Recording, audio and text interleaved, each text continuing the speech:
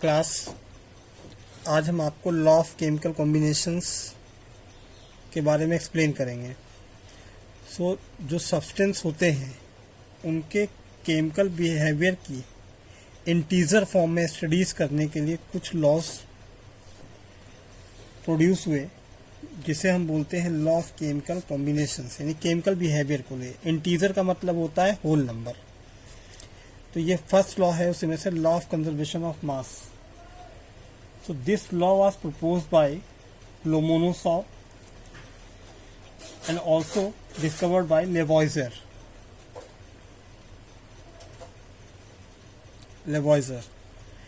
According to this law, matter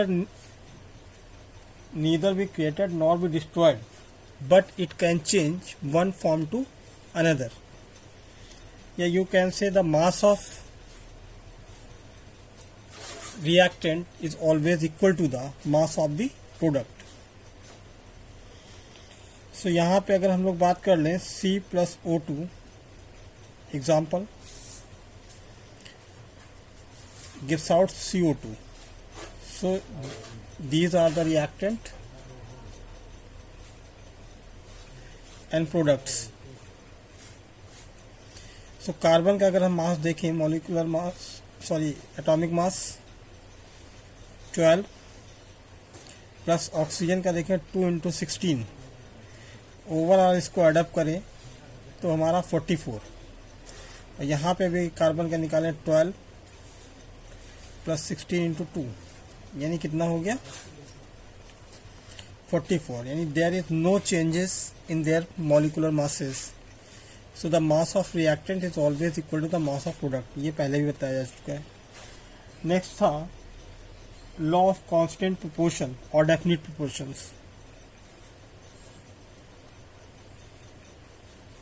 constant proportion or definite proportion.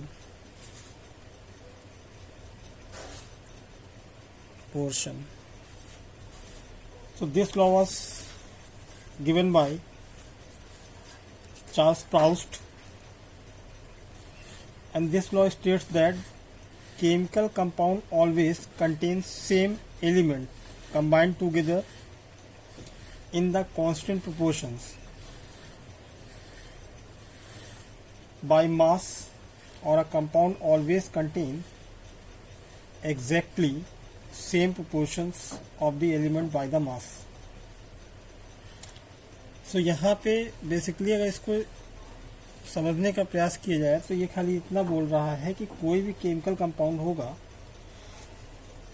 और एक ही type के element अगर आपस में कंबाइन करते हैं तो उसके मास में क्या होगा, एक फिक्स प्रोपोर्शन होगा, डेफिनेट प्रोपोर्शन होगा। सपोज कर लीजिए कि ये हमारा H2O है। अब ये कैसे मिल सकता है, कैसे बन सकता है? ये बनेगा तो H और ऑक्सीजन से ये एलिमेंट सेम टाइप का एलिमेंट है, ठीक है। हाइड्रोजन का सेम टाइप और ऑक्सीजन का, ये दोनों कंपाउंड आपस में क्या करेंगे, कंबाइन करेंगे।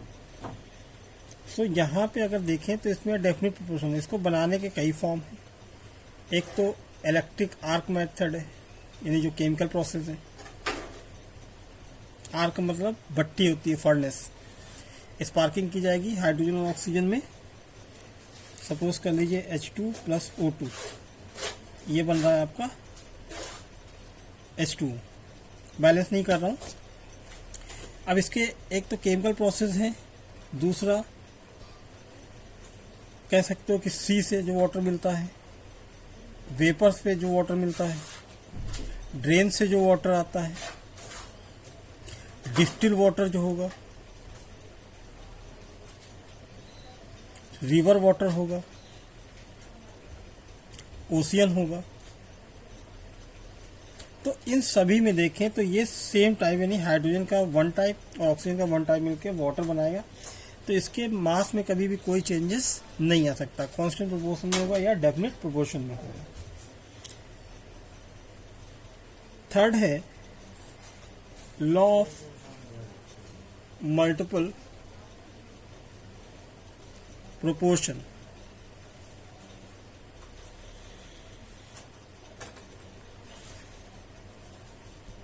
This law was given by John Dalton. ये लोग क्या बोल रहा है, when two elements combined with each other, when two elements like that C and O, oxygen form में रहेगा। when two elements combine with each other to form two or more chemical compounds, तो इसके दो form हो सकते हैं।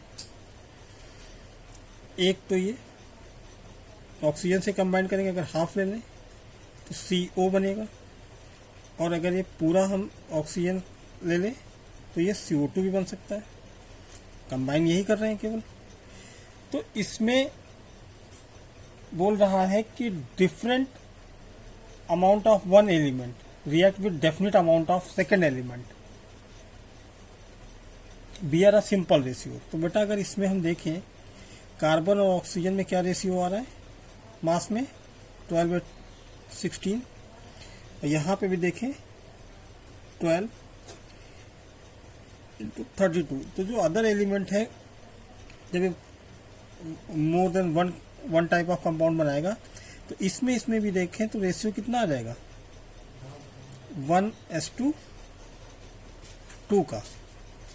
16 1 जा 16, 16 2 जा 32। फोर्थ जो है आपका लॉ है लॉ ऑफ इक्विवेलेंट प्रोपोर्शन और लॉ ऑफ रेसिप्रोकल। रेसिप्रोकल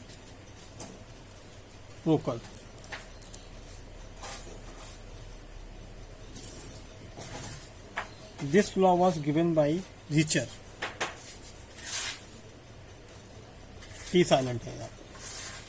तो इसमें बोल रहा है कि the ratio of masses of two element और two substances like A and B। तो मान लीजिए ये A और B है,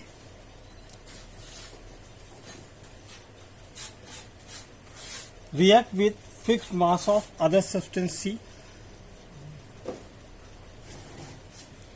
is either simple, multiple or fractional of the ratio mass of A and B। तो इस वाले केस को देखिए जरा, हम एक एग्जांपल के थ्रू देंगे आपको। मान लीजिए A के फॉर्म में आपका है hydrogen,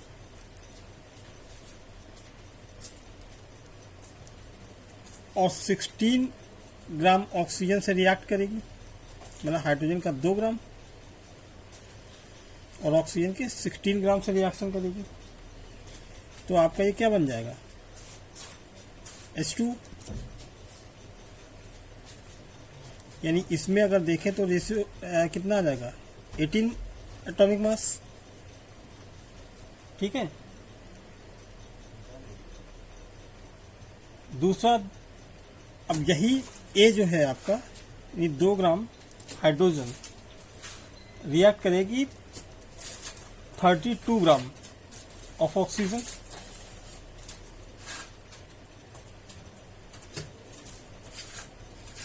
sorry sulphur, 32 gram of sulphur. तो ये बनाएगा H2S, राइट। तो यहाँ पे H2S देखें तो यहाँ पे इसका कितना हो जाएगा, 34। अब ये जो दो डिफरेंट, मतलब सेम टाइप का एलिमेंट दो डिफरेंट टाइप के एलिमेंट से करता है, तो थर्ड वाला भी ये आपस में रिएक्शन करके क्या दे देगा, SO2, जिसमें रेशियो क्या आ जाएगा, 32 × 64। तो अगर इसमें निकाले सिंपल रेशियो बेटा तो क्या आ जाएगा, 1:2 रेशियो होगा, राइट। या O2 इधर रख दे तो 2:1 फॉर्म हो जाएगा। यही आपका था लॉ ऑफ रेसिप्रोकल। नेक्स्ट जो है लास्ट आपका है लॉ ऑफ गैसियस वॉल्यूम।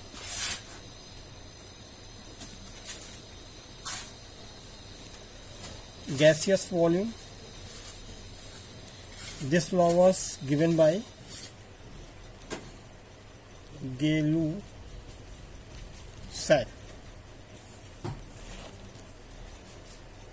तो इसमें बोल रहा है when masses combined with each other, when masses of gas combine with each other, they do so in volume which bear a simple ratio to each other, and also to the product formed, provided volume of all gases are measured under similar condition. Suppose कर लीजिए कि अगर H2 और O2 आपस में reaction करेगा तो ये क्या बनेगा 2H2। तो यहाँ पे 2 ग्राम या 2 वॉल्यूम क्या है, ऑक्सीजन, नहीं 1 वॉल्यूम हाइड्रोजन और 2 वॉल्यूम क्या है ऑक्सीजन, कंबाइन करके 2 वॉल्यूम ऑफ वाटर बनाएगा। यही तो मतलब हो रहा। तो इसका अगर देखा जाए तो यही है कि when gases combine with each other, ये दोनों गैस हैं वेपर फॉर्म में, they do so in volume, यानी वॉल्यूम में इनको शो किया जाए 1 volume hydrogen and 2 volume oxygen, which bear a simple ratio with each other. इन दोनों में क्या है, एक सिंपल रेशियो 1:2,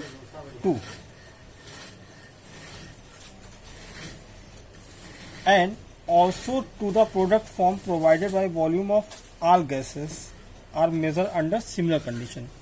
तो अगर इनको वॉल्यूम में कंसीडर किया जाए तो ये हमेशा ऑलवेज क्या आएगा 2 वॉल्यूम ही आएगा। क्लियर है। These are the laws of chemical combination. तो इनको आप देखिए, अगर कोई कहीं पे दिक्कत आ रही तो आप फिर से पूछ सकते हैं। ओके।